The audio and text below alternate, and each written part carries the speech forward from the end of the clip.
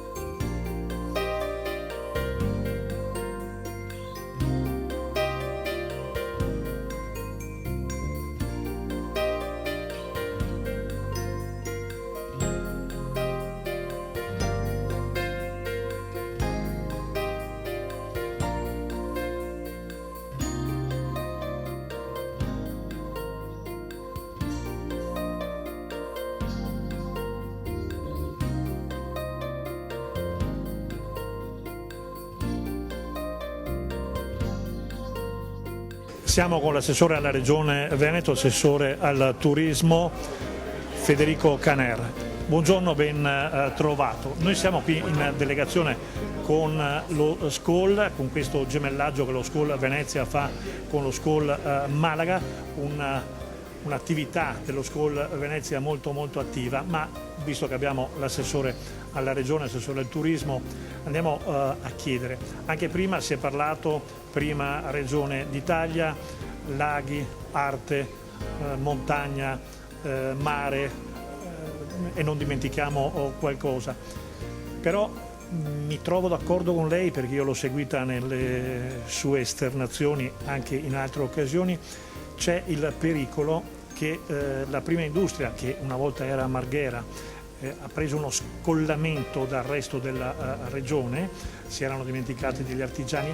Oggi la prima industria è il turismo e ho paura che ci sia un po' di scollamento con altre categorie. So che lei è attento a questo fatto. Sì, noi stiamo lavorando proprio su questo. Il turismo troppo spesso è lasciato un po' ai margini, o meglio non è compreso a livello veneto l'importanza e l'incidenza che ha a livello economico il turismo nella nostra regione.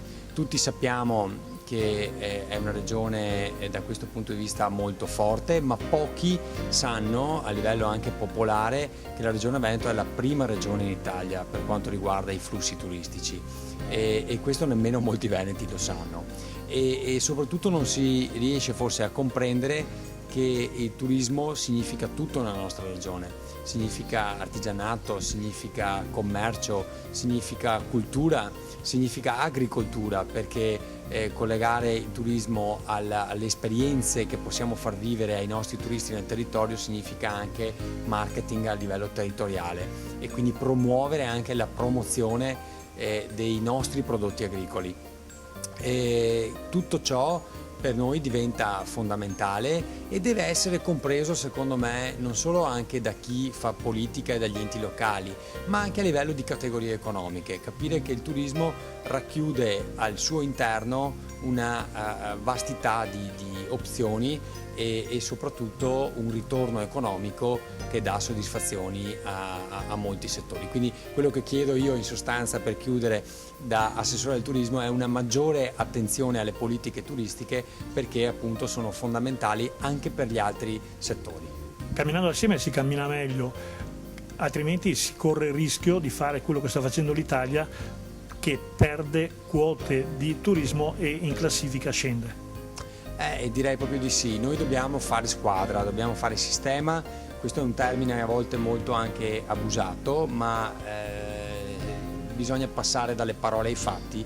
Noi a livello regionale stiamo creando una rete sistemica con le categorie, non solo, perché vogliamo guidare questa esperienza di sistema veneto, e lo stiamo facendo creando dei tavoli di lavoro che ci permettano assieme di ragionare anche su quella che è la promozione turistica del Veneto all'estero. Noi abbiamo un grande attrattore internazionale che è la città di Venezia, ma attorno a Venezia abbiamo anche splendide cose che lei aveva già citato, parlando di montagna, di altre città d'arte, di ville venete, di termale con Abano Terme, quindi abbiamo tanto da poter offrire, però dobbiamo mettere un po' assieme queste cose qua e agire a livello di promozione estera tutti assieme, perché se ognuno va per conto proprio rischiamo di, non dico mettere a repentaglio ciò che è stato fatto fino ad ora, ma crescere nei prossimi anni in maniera inferiore rispetto a quanto potremo crescere. I veneti,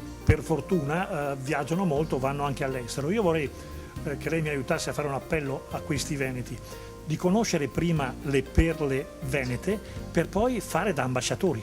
Certo, penso proprio di sì. Io sono rimasto impressionato quando nella mia attività di turista, come tanti di noi, ho capito, parlando anche con la gente del luogo, sia all'estero ma anche in altre regioni d'Italia, dove i cittadini conoscevano ciò che avevano a disposizione, cioè il cittadino per strada al quale tu chiedevi un'informazione sapeva dirti cosa c'era nel proprio paese, nella propria città, e sapeva raccontartela. Questo ci manca un po' a noi. Ecco, questo è secondo me a livello veneto manca un po'. Noi dovremmo, forse perché abbiamo talmente tanta roba che nemmeno noi veneti sappiamo quanti gioielli abbiamo a disposizione. Siamo purtroppo campanilisti, ma chiudiamola qui con l'augurio di poterci vedere la prossima volta, che siamo riusciti a fare qualche passetto. Ma noi ci stiamo già lavorando e credo di poter dire che per la prossima volta avremo anche delle novità da portare. Abbiamo l'onore di avere l'ambasciatore mondiale per l'Italia dello SCOL. Ecco, ci racconti un po' in poche parole chi è lo SCOL e chi muove Antonio Percario in questa sua inarrestabile corsa per lo SCOL. Diciamo che nella mia attività di Ministro degli Esteri dello SCOL noi ci riuniamo 2 volte all'anno e abbiamo delle opportunità per evidenziare le strategie che ogni SCOL nazionale svolge. L'ultima a cui ho partecipato l'anno scorso abbiamo lanciato per Venezia Gondola for All, quindi abbiamo reso pubblica questa promozione di Venezia unica nel mondo a 89 paesi, a circa 60 ministri degli esteri che rappresentano 15.000 esperti del turismo, quindi una grossa cassa di risonanza, e quindi in questo discorso di ambasceria diventiamo i pensatoi, diventiamo gli elementi di far vedere il bello, il genius loci dell'Italia. Quindi lo SCOL che unisce per diffondere. Chiaramente la prima cosa importante è il saper fare rete. Noi siamo un piccolo Nokia, connecting people, riusciamo a unire sotto valori specifici la realtà di esperti che hanno nell'amicizia la base per saper concludere affari fra di loro, per saper essere un pensatoio e per trovare delle soluzioni, anche perché noi siamo l'unica associazione accreditata all'ONU in quanto esperti del turismo, quindi abbiamo proprio una risonanza mondiale. Ermanno Bonomi, SCOL Toscana, una regione bella, colori stupendi, turismo c'è, ma si può fare di più. Certo, per fare di più bisogna migliorare la nostra formazione e la nostra offerta. Per migliorare la propria offerta e la formazione bisogna avvicinarsi ai giovani, ai problemi dei giovani e alla possibilità di inserire nel mondo del lavoro. Lo SCOL Club della Toscana si è posto questo obiettivo. Come e in quale modo? Per ora lavorando molto sulla formazione. Noi a ottobre inizieremo un primo corso sul front office degli alberghi, deciso insieme a albergatori, titolari di alberghi, direttori di alberghi, insieme alla Confindustria, all'associazione della Confindustria, quindi con un programma didattico studiato appositamente per i bisogni delle imprese. Non è un programma molto teorico, ma è molto operativo. Tant'è vero che prevede 2 giorni di lezioni, di aula, e 4 giorni di stage di lavoro in albergo, durata di 6 mesi di stage. Questo noi pensiamo sia un primo esperimento per mettere in comunicazione il mondo della formazione con le esigenze reali delle imprese, perché purtroppo la formazione in Italia, la formazione turistica ha molte ombre e quindi va migliorata e dobbiamo insistere su questo aspetto. Speriamo di esserci nella linea del traguardo e aspettarli i trionfatori. Speriamo anche noi, siamo convinti. Grazie. SCOL Italia, siamo con il presidente. SCOL Italia negli ultimi anni si è dato una mossa.